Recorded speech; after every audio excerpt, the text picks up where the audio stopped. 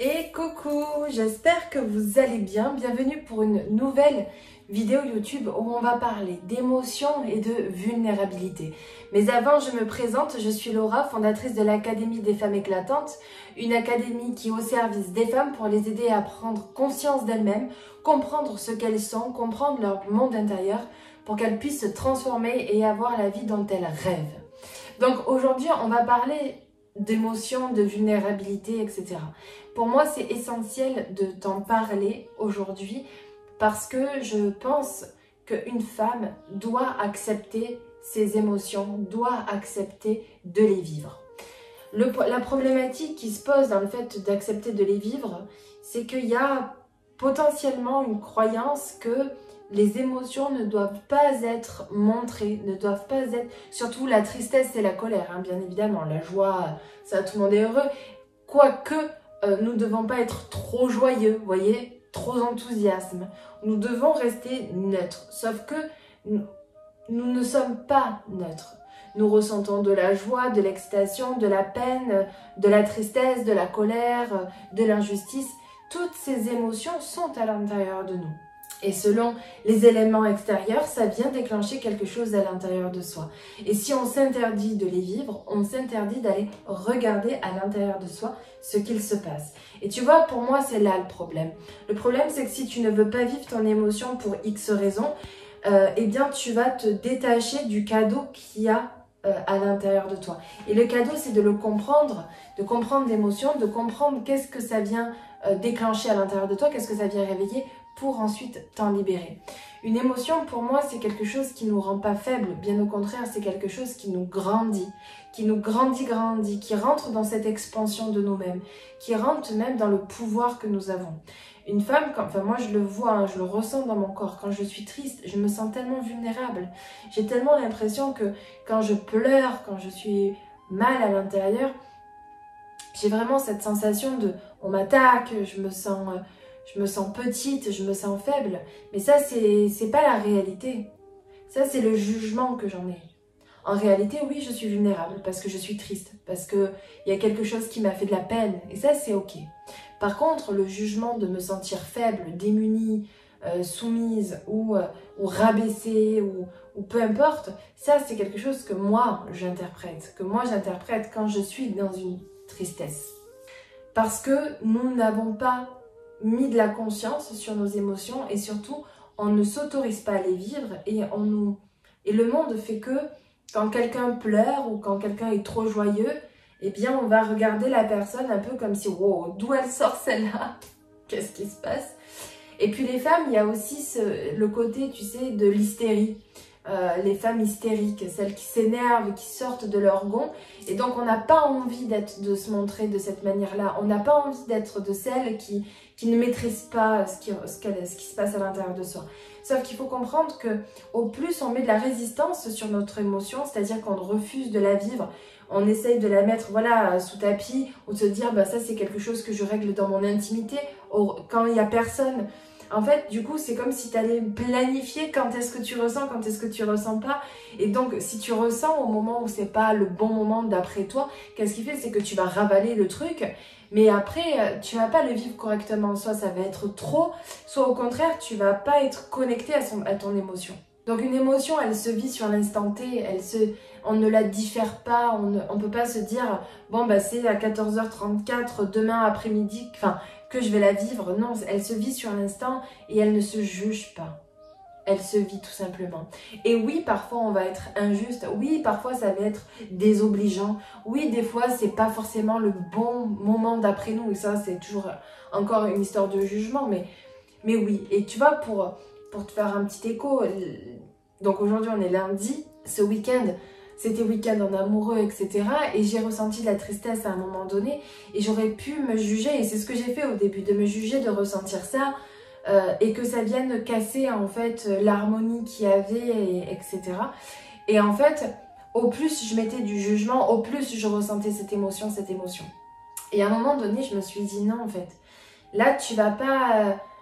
En fait, j'étais dans cette dualité à l'intérieur de moi de bah non, tu as le droit de la vivre et à la fois, bah non, écoute, maintenant tu passes, tu changes ton état d'esprit et pouf, tu continues ta route.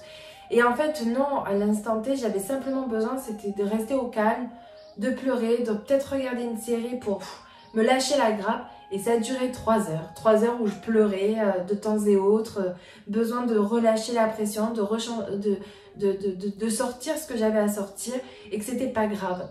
Et en fait, ce que je veux vous dire par là, c'est qu'au plus tu mets de la résistance, au plus tu t'empêches à toi de sortir ton émotion, de la vivre. Et quand tu vis une émotion, c'est comme si tu t'autorisais à ressentir.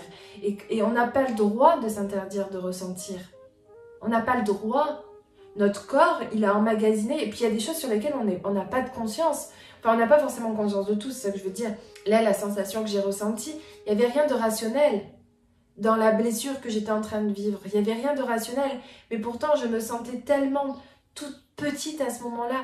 Je me sentais, démunie. Et j'avais besoin, en fait, d'accepter de ressentir ça pour de me redonner toute la puissance. Mais c'était pas en me disant, bah arrête de pleurer. C'était plutôt en me disant, autorise-toi à pleurer, autorise-toi à vivre ce moment. Et ça ira mieux. Voilà. Donc, j'ai pas attendu non plus d'aller mieux pour sortir non, je me suis dit, ok, là, tu sens que tu as atteint un peu une stabilité, même si tu es encore un peu chafouin, allez, hop, on passe à autre chose. Aussi. C'est ça la justesse qu'il faut avoir. Mais ça, on ne peut pas l'acquérir, cette justesse, si à un moment donné, on ne se laisse pas vivre l'émotion. Et c'est pour ça qu'il faut aussi s'autoriser à ne pas être juste, à ne pas être conventionnel, à ne pas être dans la perfection et dans la justesse et dans la maîtrise, parce que c'est comme une émotion, c'est un super pouvoir. Sauf que tu essayes de maîtriser un super pouvoir sans l'utiliser, sans l'essayer, sans l'exprimer. Donc forcément que ça marche pas. Forcément que tu vas pas en récolter tous les fruits. Donc d'abord, accepte de ressentir cette émotion, accepte de la vivre pleinement, utilise-la et puis ensuite tu pourras la modeler. Tu comprends? C'est dans ce sens-là que tu dois le faire, pas à l'inverse. Parce qu'à l'inverse, en réalité, tu ne maîtrises que dalle. Parce que c'est juste que tu l'as enfoui.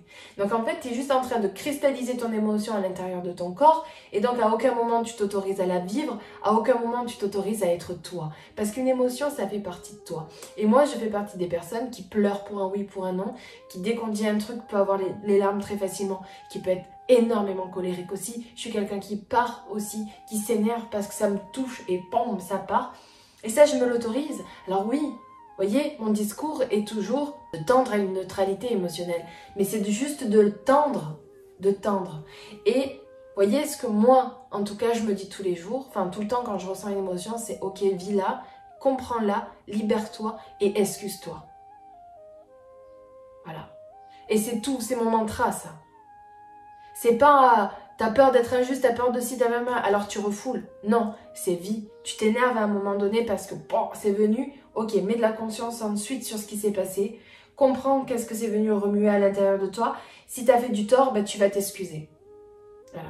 Tu vas t'excuser en mettant de la conscience. Sauf que tu ne peux pas t'excuser si tu n'as pas mis de conscience. Surtout quand tu es en colère contre quelqu'un. Tu n'es jamais en colère contre quelqu'un. Tu es toujours en colère contre toi. Sur quelque chose qui s'est passé à l'intérieur de toi. Donc, tu ne pourras jamais avoir aussi de relations saines si tu ne mets pas de la conscience sur tes émotions. Tu vois, en fait, à quel point...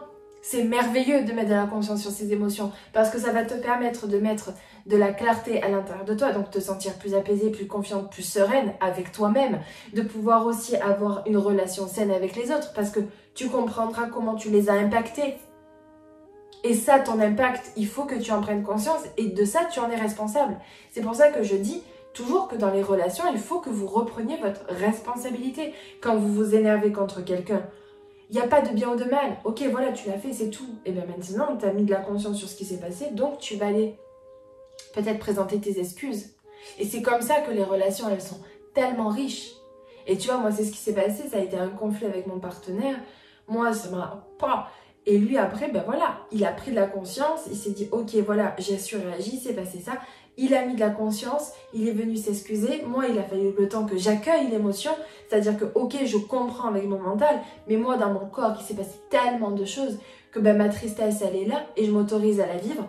Et lui, il a dû accepter que je vive ma tristesse, même si ça le touche, même si ça lui fait quelque chose.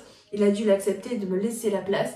Il m'a laissé la place. Mais tout ça, ça se fait avec une conscience. Ça se fait avec un travail sur soi. J'espère que cette vidéo aura pu t'apporter des éléments de réponse, une clarté, une compréhension sur peut-être ce que tu peux entreprendre dès aujourd'hui pour te libérer de certaines émotions et pour y porter surtout de la conscience. Parce qu'avant de s'en libérer, il faut en porter conscience. Et donc, je peux t'offrir, si tu le désires, une libération émotionnelle issue de mon programme dans l'Académie des femmes éclatantes, une libération émotionnelle sur la blessure du rejet, avec un EFT, une méditation et une séance d'écriture. Ces 3 combos vont pouvoir agir sur 3 plans, autant sur l'inconscient, sur la conscience et en même temps sur le plan physique et matériel, parce qu'avec l'écriture, on va faire sortir quelque chose, on va faire sortir l'énergie qui est à l'intérieur de soi. Donc c'est vraiment un trio qui va pouvoir ensemble combiner vers une libération émotionnelle. Si tu souhaites avoir plus d'informations sur et recevoir cette libération, tu as le lien en description, ainsi que le lien pour prendre un rendez-vous avec moi si tu sens que tu en as besoin pour peut-être échanger sur ta situation et sur les problématiques que tu vis, et également plus d'informations sur l'Académie des femmes éclatantes. Voilà. Je t'embrasse et à très bientôt.